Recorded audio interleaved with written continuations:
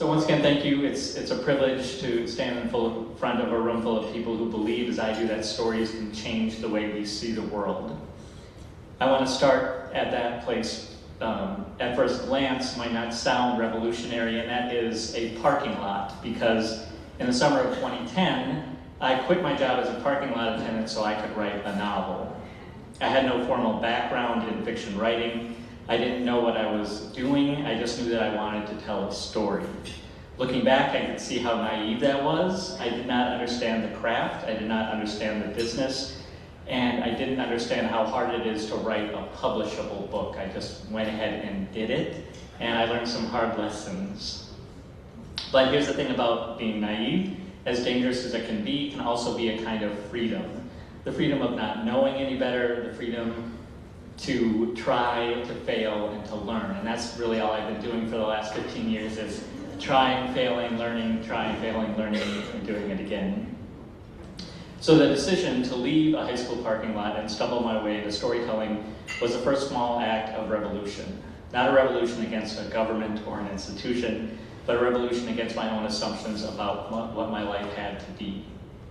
And if you're here today at this conference devoted to historical fiction, chances are you've gone through your own version of that at some point, where you decided that I'm going to write this story even if you didn't quite know how to do that. So that's where I want to begin with a writing revolution. We're gathered here as we approach the United States semi-quincentennial, the 250th anniversary of the nation's founding. It's a moment that almost demands that we look backward and forward at the same time. I want to read a quote from Timothy Snyder, who wrote the book on tyranny. He says, "History allows us to see patterns and make judgments. It sketches for us the structures within which we seek freedom. It reveals moments, each one of them different, none entirely unique. To understand one moment is to see the possibility of being the co-creator of another.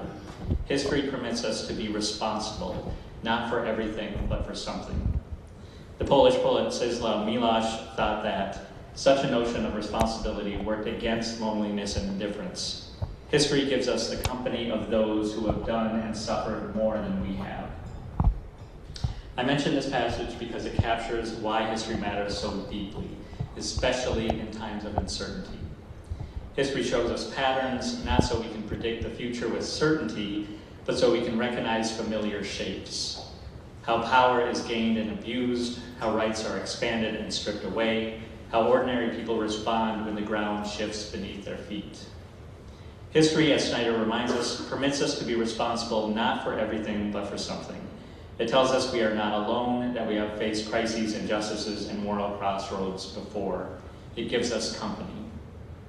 But here's the challenge. Most people don't meet history first in the pages of an academic monograph. They meet it in stories. That's where all of you come in. Historical fiction offers a unique lens to revisit the past. We can take dates and documents and bring them to life through characters, setting, and scenes. We uncover untold stories. We give voice to people who have been silenced or sidelined. We invite readers to learn about history, but to feel it. When we do this well, we do more than entertain. We challenge assumptions, we complicate easy narratives, we open up space for empathy. Our conference theme, A Writing Revolution, celebrates that transformative power of storytelling.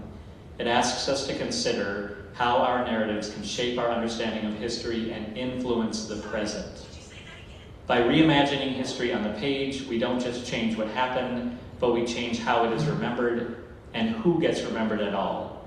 That is a quiet, persistent kind of revolution. My own path into this work began with a specific history, the US-Dakota War of 1862. It's a story of broken treaties, hunger, desperation, violence. It's a story of profound injustice towards Dakota people and lasting trauma that continues to shape the way shape communities today. And for many Minnesotans, including me for a long time, it was a story pushed to the margins if it was told at all. I started writing historical fiction because I wanted to share a history with a wider audience of people. I wanted to help readers understand the landscapes they drive past, the rivers they cross, the towns they live in, that are layered with stories, some of them beautiful, but many of them painful. That work has led me into classrooms, libraries, and historical fiction and historical societies across the Midwest. I've had the privilege of speaking with students and readers who are encountering this history for the first time, who are asking, how did I never learn this? It's a question I asked myself when I first started writing about this history.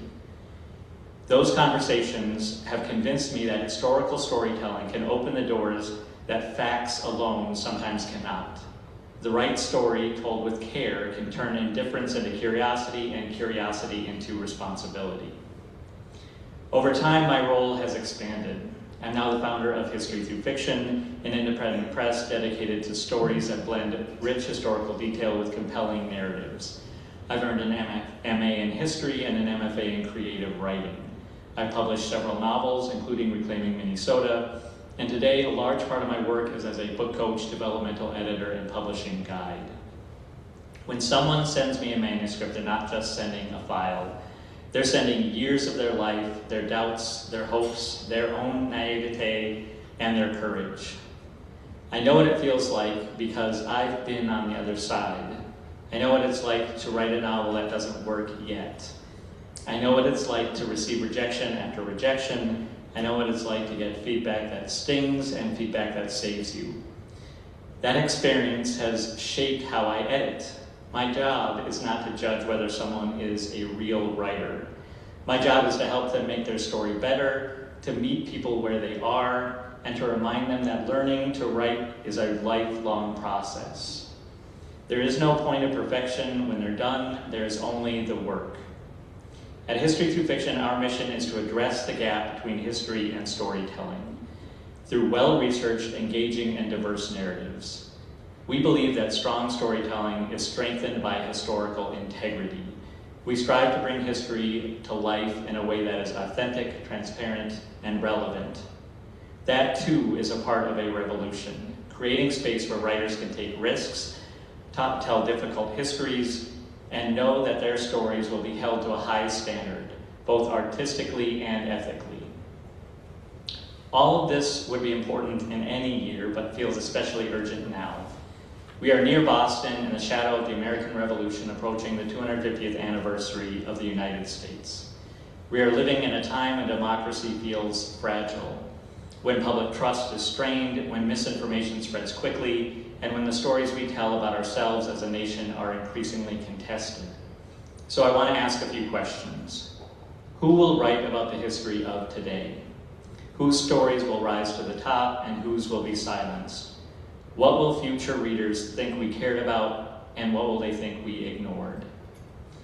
When the founders signed the Declaration of Independence, they wrote, "We hold these truths to be self-evident, that all men are created equal, that they are endowed by their Creator with certain unalienable rights, that among these are life, liberty, and the pursuit of happiness." We know that from the very beginning that promise was incomplete. Entire communities were excluded, enslaved people, indigenous nations, women, the poor. The gap between the words and the reality was enormous.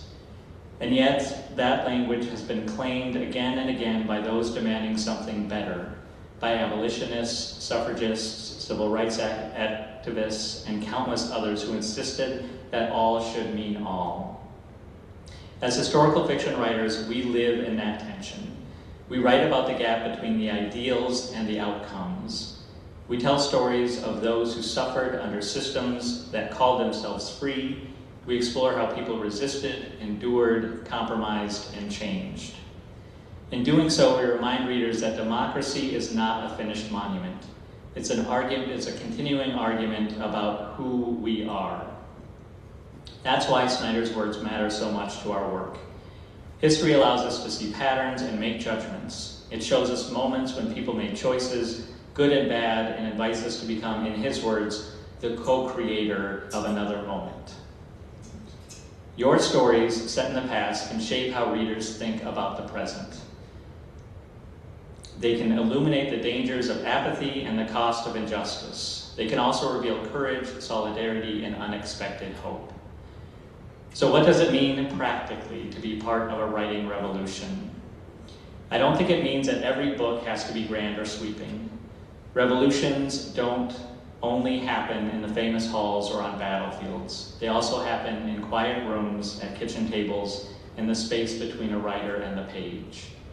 To me, being a part of this revolution looks like this: doing the hard work of research, taking time to understand the histories you're drawing from, especially when they involve communities that are not your own. Writing with humility, recognizing the limits of your perspective, listening to those whose histories you're touching, and being willing to revise, not just your sentences, but your assumptions. Centering overlooked stories, seeking out voices that have been marginalized or misrepresented, and giving them the complexity and dignity they deserve. Amen. Challenging and enlightening, crafting narratives that entertain, yes, but also provoke questions, invite dialogue, and help readers become more critical, more compassionate thinkers.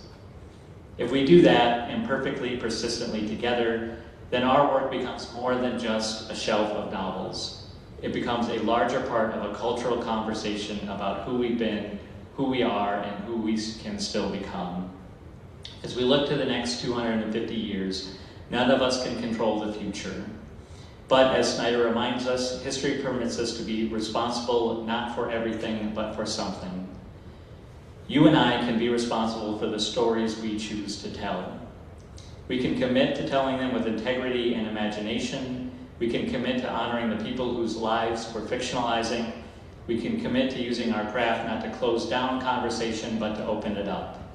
That, to me, is the heart of a writing revolution.